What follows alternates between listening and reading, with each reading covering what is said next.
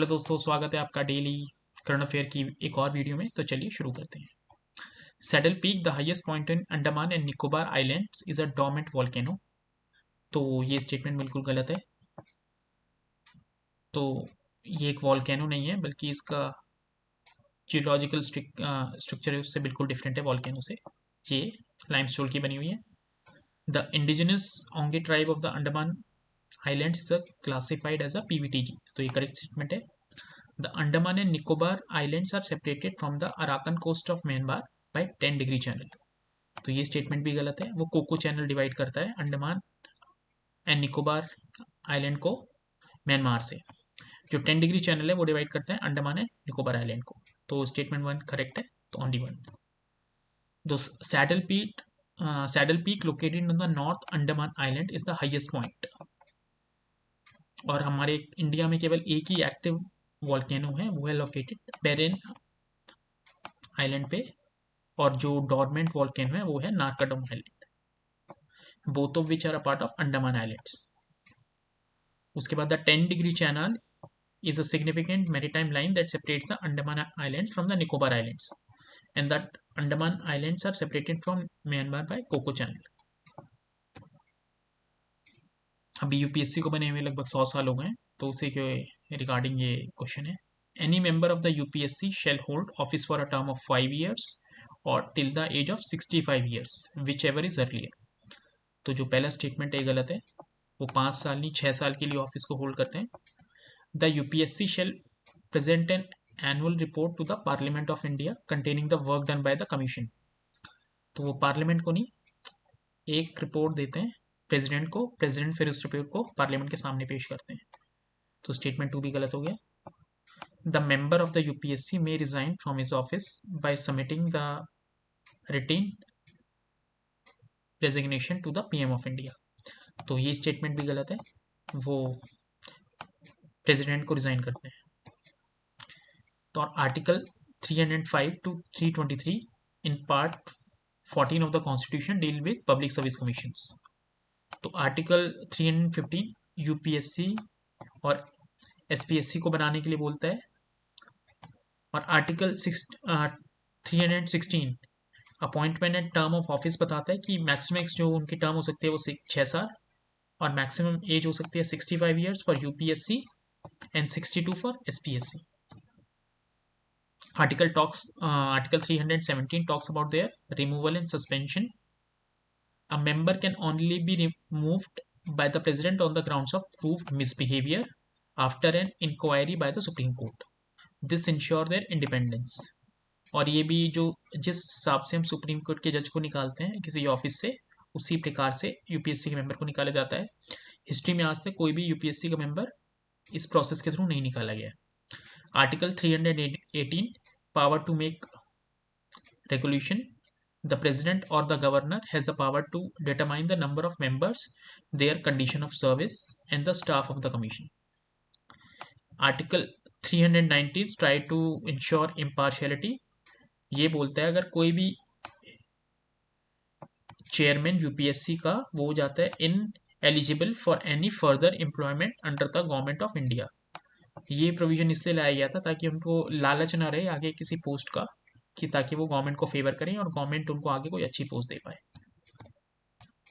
तो article 320 tells about their duties to conduct examination for appointments to the services of the union and state, advising on matters related to methods of recruitment and being consulted on disciplinary matters affecting a personal serving under the government.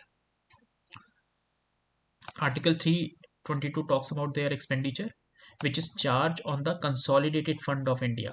तो ये non votable expenditure होता है, ये इसलिए ताकि इनकी financial economy ensure रहे।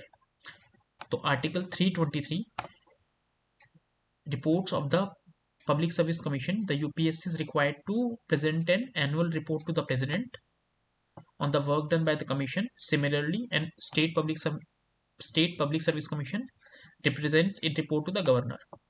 तो जो यूपीएससी होगा वो देगा प्रेसिडेंट को, और स्टेट का जो कमीशन होगा वो देगा वहाँ के गवर्नर को। ये दोनों फिर रिपोर्ट्स आगे स्टेट असेंबली और पार्लियामेंट के आगे रखी जाती हैं।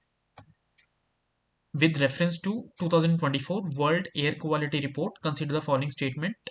Delhi is the world's most polluted capital city for 6 years in a row. तो ये करेक्ट है। और Delhi India is the fifth most polluted country, तो ये स्टेटमेंट भी करेक्ट है। तो इसका आंसर हो जाएगा option C, both. World air quality index को रिलीज करते हैं IQ एयर, और दिल्ली ने ये छठे साल लगातार मोस्ट पॉल्यूटेड कैपिटल का ताज पहना है। इंडिया फिफ्थ रैंक पे आए। पहले चार कंट्रीज हैं, चाड, बांग्लादेश, पाकिस्तान और कॉन्गो। और जो सबसे पॉल्यूटेड सिटी है वो भी इंडिया में ही लोकेटेड है। What is the main objective of the ADEETIEE scheme?